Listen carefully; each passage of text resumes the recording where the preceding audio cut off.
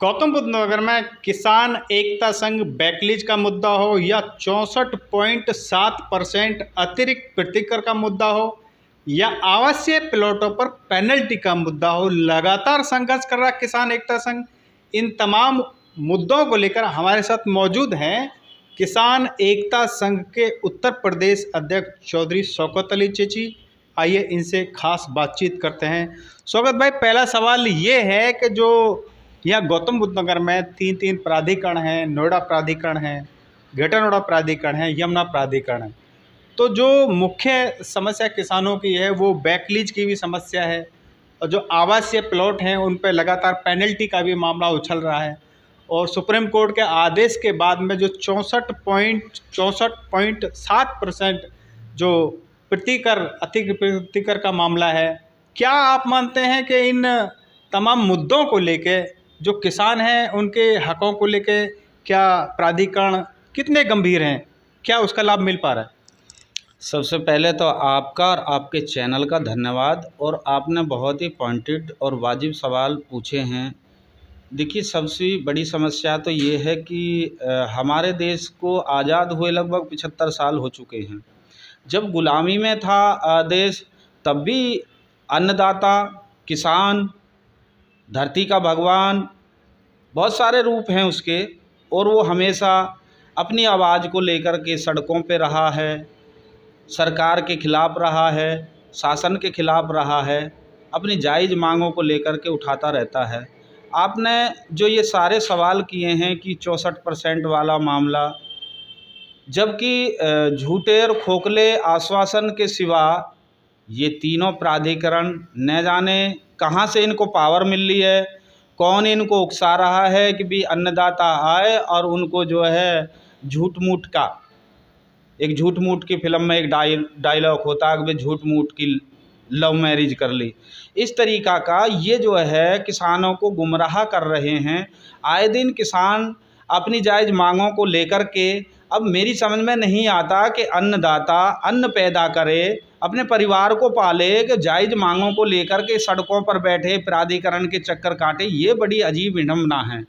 समझना बहुत मुश्किल है कि इसमें कहीं ना कहीं सरकार का क्या रोल है, या प्राधिकरण सुनने को तैयार नहीं है, या प्राधिकरण को कोई बड़ी शख्सियत इनको कोई सहारा दे रही है कि भाई ये तो किसान हैं, थोड़ा बहुत उछल कूद करेंगे और अपने घर को चले जाएंगे। लेकिन जहाँ तक मेरा मानना है कि आए दिन सभी किसानों के अनेक तरह के किसान संगठन देश के कोने कोने में अपनी जायज़ मांगों को लेकर के उठाते चले आ रहे हैं और उनकी सुनने वाला कोई नहीं है। लेकिन ये सोच रहे होंगे प्राधिकरण हो या सरकारें हो कि भाई किसान हार करके बैठ जाएगा, क्योंकि किसान हारने वाला नहीं है। 64% की आपने जिक्र किया था कि भी ये तो कोर्ट का आदेश था। आज लगभग 1.5 साल के करीब हो गए, योगी जी दोबारा से मुख्यमंत्री बन गए, जबकि वादे लंबे लंबे ये राजनेता आकर के, जो पार्टियां होती हैं कि हम किसानों के लिए ये करेंगे वो करेंगे, अच्छे दिन आ जाएंगे, आय दुगनी हो जाएगी, लेकिन होता कुछ नहीं है। अब सवाल यही आता है कि अभी जो है जो किसानों का जो 17% यानी 17.5% का जो कोटा था वो भी प्राधिकरण ने समाप्त कर दिया। जो 6% जो आबादी, भाई ये एक सवाल आता है, जैसे आप कर रहे हैं कि जो प्राधिकरण हैं वो लगातार आश्वासन देता आ रहा है, जो किसान संगठन है वो लगातार अपनी बात बुलंद करते आ रहे हैं। क्या आपका मानना है तीन प्राधिकरण इस ज़िले में हैं, लेकिन वहीं इस क्षेत्र में करीब 36 किसान यूनियन या किसानों के हकों को लेकर जो आवाज़ बुलंद कर रहे हैं, यानी किसान के अधिकारों को लेकर जो बने हुए हैं, किसान संगठन बने हुए हैं, क्या मानते हैं कि इतनी बड़ी संख्या में जो किसान संगठन हैं उनका कोई प्रभाव नहीं है? देखिए, प्रभाव तो है।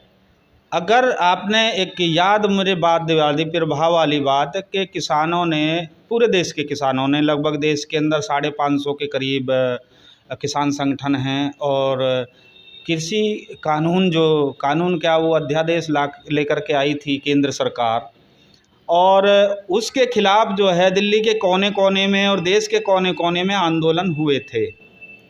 और उसमें 13 महीने किसान वहाँ बैठे थे। लगभग 850 के करीब किसान उस आंदोलन में शहीद हो गए, लेकिन फिर भी केंद्र सरकार ने उस बिलों को वापसी लिया।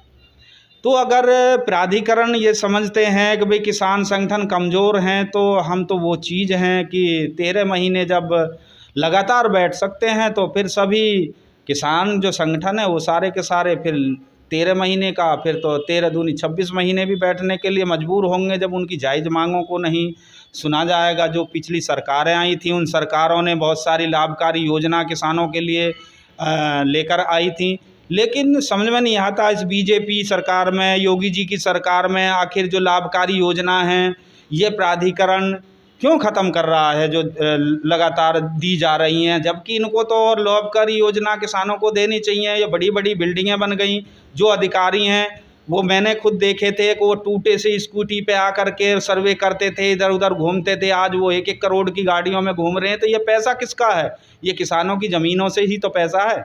और जो बड़ी बड़ी ऊंची ऊंची इमारतें बिल्डिंग बैठी हुई हैं, एसी कमरे हैं, उनमें बैठे हुए हैं। मैंने अच्छी तरीक़ा से देखा था, यहीं हमारे पीछे मकान के पास में वो खस के ऑफिस हुआ करते थे इनके, और आज ये ऐसी बिल्डिंगों में बैठे हुए हैं, जबकि नहीं कोई गार्ड था, न कोई रोक नहीं टोक थी। किसान 24 घंटे मिलता था, आज किसानों के लिए टाइम भी नहीं है मिलने के लिए। गेट पर गार्ड उनको रोक देते हैं। अधिकारी ऑफिस में बैठा हुआ होता है और कह दिया जाता है कि साहब यहाँ पर नहीं हैं। तो साहब को तो ये जो साहब हैं इनको हराम की खाने की आदत पड़ गई है। किसानों की ये बेइज्जती कर रहे हैं, किसानों को अपमानित कर रहे हैं। लेकिन ऐसा समय मैं आपके चैनल के माध्यम से बताना चाह रहा हूं कि ऐसा समय ना आवे कि जिस तरीक़ा से 13 महीने किसान दिल्ली के बॉर्डरों पर बैठा था केंद्र के खिलाफ, उसी तरीक़ा से ये किसान, पूरा देश का किसान इस प्राधिकरण के तीनों कार्यालयों पर बैठने पर मजबूर होगा अगर उनकी जायज़ मांगों को नहीं सुना। बैकलीज की बात हो या आबादी की बात हो, और एक इसमें नया फार्मूला इन्होंने चला रखा कि किसान के जो कोटे के प्लॉट होते हैं उन पर ये पेनल्टी जोड़ देते हैं। अब उन पर अगर ये पेनल्टी जोड़ करके किसान से वसूल कर रहे हैं या और कई ऐसी चीज़ें हैं, तो फिर किसान कोटे के जो प्लॉट या उनका मुआवजा है, और उनका मुआवजा जो है 64% की अगर बात करें, 1.5 साल से ज़्यादा का समय बीत गया है, तो फिर किसानों को भी मुआवजा जो है उसकी पेनल्टी के हिसाब से देना चाहिए। जिस हिसाब से ये जो है किसानों पर पेनल्टी ठोकते हैं तो इन पर भी पेनल्टी लगनी चाहिए, क्योंकि किसान तो सबसे बड़ी उपलब्धि है भारत देश की पावन धरती पर। देश की आर्थिक व्यवस्था को लगभग 70% किसान अपने कंधों पर संभाले हुए है, और जो देश की लोकप्रियता है वो किसानों की बदौलत है। आज अगर प्राधिकरण माड़ा माल है, अरबों रुपए की बिल्डिंग खड़ी करके उनमें ये एसी रूम में बैठते हैं, करोड़ों करोड़ों रुपए की गाड़ियों में ये सफ़र करते हैं, तो सब ये किसान की ज़मीन से ही पैसा निकला हुआ है। तो इनकी जेब से थोड़ी किसान की ज़मीन जो है वो उसकी माँ होती है, और ये प्राधिकरण इस शहर को इस किसान की ज़मीन पर बसाने का काम कर रहा है। किसान की ज़मीन हमेशा के लिए चली जाती है, उसके बदले में किसान को प्रतिकर मिलता है और अन्य सुविधा मिलती है। उस अन्य सुविधाओं में जो किसान कोटा है 17.5% जो लगातार चला आ रहा था, अभी कुछ दिन से ये अफवाह आ रही हैं कि उसको ख़त्म किया जा रहा है। तो क्या इसमें मानते हैं? देखिए, ये अफवाह नहीं है, कहीं ना कहीं ये बहुत सारे बुद्धिजीवी लोगों के दिमाग में है, ये चीज़ें इसमें करी गई हैं। मैं एक चीज़ और बता दूं कि बीएसपी की सरकार थी, बीएसपी की सरकार ने कानून लागू किया था कि 50% जो यहाँ कंपनियां आवेंगी उनमें किसानों के बेटों को नौकरी दी जाएगी। लेकिन बसपा सरकार चली गई। अगर कांग्रेस जब केंद्र में थी तो उस टाइम पे आपने खूब देखा होगा, गौतम बुद्ध नगर की पावन धरती पर भट्टा पारसोल कांड हुआ था, उसमें 70% किसानों की सहमति से ज़मीन ली जाएगी, वो कानून प्रावधान था। लेकिन ये प्राधिकरण कहाँ मानने वाला है? या तो इसमें सरकार की सह है या फिर प्राधिकरण अपनी तानाशाही चला रहा। दूसरी चीज़ है कि इस प्राधिकरण में ये कानून बना दिया है, पहली बात तो इन्होंने जो है ग्राम समाज को ख़त्म कर दिया। ग्राम सभा का मतलब पंचायत या प्रधान जो होते हैं गांवों के, उनके नहीं जी हम विकास करेंगे। अब ये विकास तो करते नहीं हैं, इनके पीछे पीछे जो है किसान लोग डोलते रहते हैं कि भाई हमारे यहाँ खरंजा टूटा पड़ा है, हमारे यहाँ नाली नहीं है, हमारे यहाँ खंबा नहीं है, हमारे यहाँ बिजली नहीं है, ये सुनने वाले नहीं। दूसरी चीज़, एक कानून इन्होंने ये बना रखा है कि भी 200 किलोमीटर के दायरे से जो बाहर का बेरोजगार होगा उसको नौकरी दी जाएगी, अंदर के को नहीं दी जाएगी। भाई ज़मीन हमारी, क्षेत्र हमारा, जिला हमारा, तो बाहर के लोगों को क्यों नौकरी देंगे? ये आखिर ये कौन सा कानून है? संविधान में तो ऐसा लिखा हुआ नहीं है। लेकिन योग्यता के आधार पर तो नौकरी मिलेगी कंपनियों में। देखिए, योग्यता के लिए क्या आप ये समझते हैं कि आप भी प्राधिकरण की तरफ से रुख कर रहे हैं? क्या हमारे ज़िले के अंदर पढ़े लिखे नहीं हैं? यहाँ आईपीएस बन रहे हैं, आईएएस बन रहे हैं, इंजीनियर बन रहे हैं, बड़े बड़े एमबीबीएस डॉक्टर बन रहे हैं कि क्या पढ़े लिखे नहीं हैं? यहाँ पे पढ़े लिखे हैं, लेकिन उनको नहीं लिया जा रहा, जान मान करके उनको नहीं लिया जा रहा, क्योंकि अगर वो यहाँ रहेंगे तो वो संपन्न होंगे। वो चाहती है प्राधिकरण कि यहाँ के जो बेरोजगार युवा हैं वो गुंडे बदमाश बने, पुलिस उनका एनकाउंटर करे, उनको जो है जेलों में ठूसे, और थाने अदालतों में उनके माँ बाप अपनी ज़मीन जायदाद को जो बची कुची जो मुआवजा मिला हुआ उसे सब है जो उसमें थाने अदालतों में और कानूनी दायरे में सबको बर्बाद कर दे। किसे मानते हैं इसका जिम्मेवार? इसका जिम्मेदार मेन चीज़ तो प्राधिकरण है, और उसके बाद में कहीं ना कहीं रोल नज़र आता है सरकार का। क्योंकि जब सरकार को ये देख लेना चाहिए कि भाई बीएसपी की सरकार में 50% किसानों के ही बेटों को रोजगार दिया जाएगा, 50% बाहर के होंगे। अब 17.5% कोटा को ख़त्म कर दिया, 6.5% जो आबादी है उसको ख़त्म कर दिया। अब 64% मुआवजा जो है लगभग 1.5 साल कोर्ट के अनुसार आदेश हुआ था, आज मुझे ऐसा लगा शायद तो लगभग 20% के करीब किसानों को वो मुआवजा मिला, बाकी 80% भटकते डोल रहे हैं, कभी किसी को कुछ कह देते हैं, यानी एक लड़ी में से पैना निकाल देते हैं प्राधिकरण और किसान बेचारा चला जाता है। तो क्या करें? लेकिन प्राधिकरण का ये दावा है कि जो 17.5% कोटा है उसको ख़त्म नहीं किया जा रहा है, बल्कि जो ज़मीन अधिग्रहण हुई थी, जो नियम के तहत अधिग्रहण हुई थी, उसमें तो 17.5% बरकरार है। लेकिन जो डायरेक्ट किसान से जो रजिस्ट्री के आधार पर डायरेक्ट परचेज की है उसमें ये सारी सुविधा नहीं है।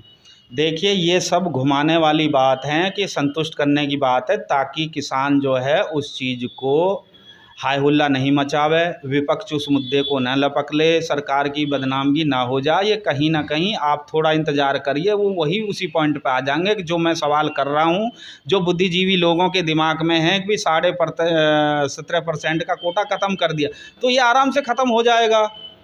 अब नहीं होगा तो हो जाएगा आराम से, इसमें कोई दो राय नहीं है। जब इन्होंने जो नगर पंचायत हैं, जो प्रधानी हैं, उनको ख़त्म कर दिया, उसमें इन्होंने हल्ला मचाया। अब ये नई नई चीज़ें लेकर के आते हैं। भी सीधा सा सवाल है, जब आप किसान से पेनल्टी लेते हो तो किसान के मुआवजे पर फिर पेनल्टी क्यों नहीं देते? चाहे कंपनियां हो में, चाहे वो मुआवजे का मामला हो वे। अभी जो है ये क्या कहते हैं, इधर एनटीपीसी का जो मामला है कितने दिनों से चला आ रहा है, उसमें किसानों ने अपनी आवाज़ उठाई, जबकि उसमें कंपनी ने वादा किया था कि भाई यहाँ जो है 80% जो यहाँ नौकरी लगेगी, 80% लोग जिन किसानों की ज़मीन गई है उन्हीं में से ली जाएगी। लेकिन उसमें से मात्र कितने लिए? मात्र 2% के करीब उन्होंने अपनी जायज़ मांग को उठाया, तो उन पे लगभग 150 किसानों के करीब जो है उन पे संगीन धाराओं में मुकदमे लगा दिए। उसमें जो है अभी पूर्व मुख्यमंत्री अखिलेश जी का बयान आया है, और उन्होंने जो है जो लक्ष्मी सिंह हैं यहाँ की कमिश्नर हैं, उनसे बात करी है। तो ये चीज़ें कहीं ना कहीं दिमाग में किसानों के गुजर रही हैं। किसान जब अपनी जायज़ मांग को उठा करके लेता है तो उसमें प्राधिकरण पुलिस को बीच में लेकर के पुलिस को बुरा बना देता है, और आप साफ बच जाता है, संगीन धाराओं में मुकदमे दर्ज कर देते हैं। सबसे बड़ा सवाल यही है कि किसान खेती करे, अपने परिवार को पाले, या धरना आंदोलन करे, या फिर मुकदमे झेल करके जेलों में पड़ा रहे।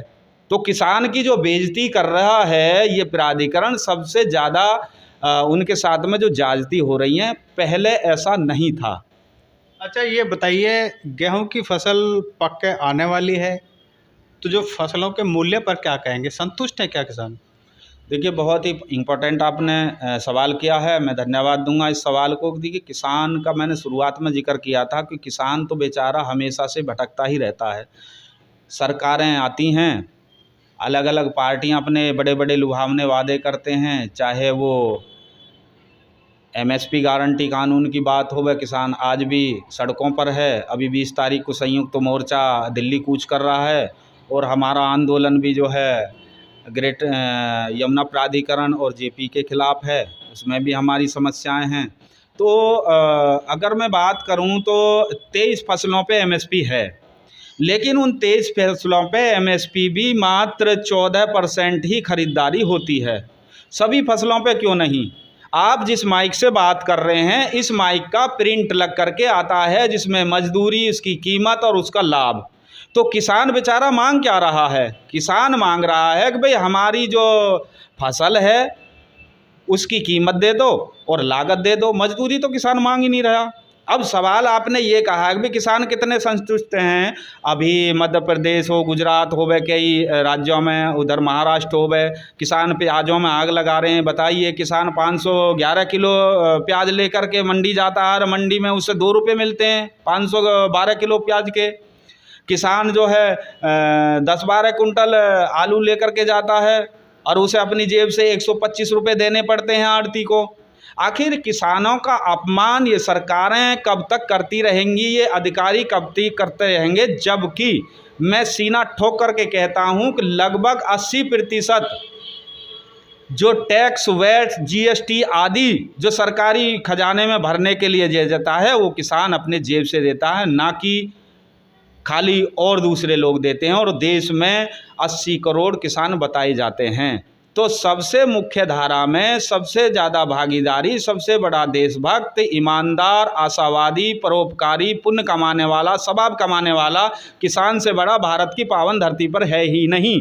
और किसानों की जो बेइज्जती की जा रही है, चाहे वो सरकारी अधिकारी हों या कॉन्ट्रैक्ट फार्मिंग वाले ये प्राधिकरण हों जिनकी सरकार में हिस्सेदारी है, या सरकारें हों, सब इनका खून चूस रहे हैं, सब इनको अपमानित कर रहे हैं। लेकिन जिस दिन 80 करोड़ किसान देश का पूरी तरीक़ा से जाग गया, ना ये प्राधिकरण का पता लगेगा, ना ही इन सरकारों का पता लगेगा। लेकिन अभी किसान देख रहा है, क्योंकि बहुत सारे, चाहे नील की खेती का आंदोलन रहा हो, चाहे एमएसपी को लेकर के आंदोलन रहा हो, और बहुत सारे आंदोलन, या चाहे दांडी आंदोलन रहा हो, बहुत सारे आंदोलन हुए हैं जो सफल हुए हैं वो किसानों के माध्यम से। अब आगे आने वाला समय बताएगा कि प्राधिकरण इसमें किसानों की सुनता है या नहीं सुनता, या किसानों को आंदोलन करने पर। क्योंकि मुझे ऐसा लगता है कि आने वाले समय में अगर प्राधिकरण नहीं सुनता है तो देश के 5.5 आगामी 20 मार्च को जो किसान एकता संघ आंदोलन करने जा रहा है, उसके क्या खास मुद्दे होंगे?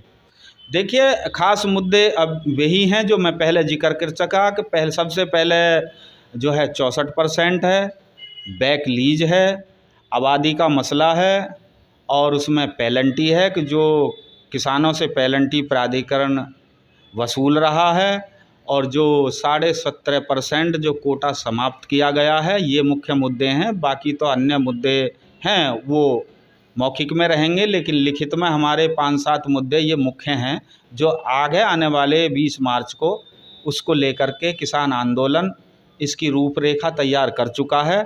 और ये एक बहुत बड़ा आंदोलन का रूप एक बनेगा। लगभग 10-12 गाँवों के किसान इसमें एकत्रित होंगे, और अन्य दूसरे ज़िलों से भी हमारे कार्यकर्ता आएंगे, जिसमें हमारे माननीय राष्ट्रीय अध्यक्ष सोरेन प्रधान जी का आदेश, यानी आर पार की लड़ाई लड़ी जाएगी। बिल्कुल, माननीय राष्ट्रीय अध्यक्ष सोरेन प्रधान जी ने आदेश दे दिया है कार्यकर्ताओं को, और प्राधिकरण को चेतावनी दी है कि हमारी लड़ाई आर पार की होगी।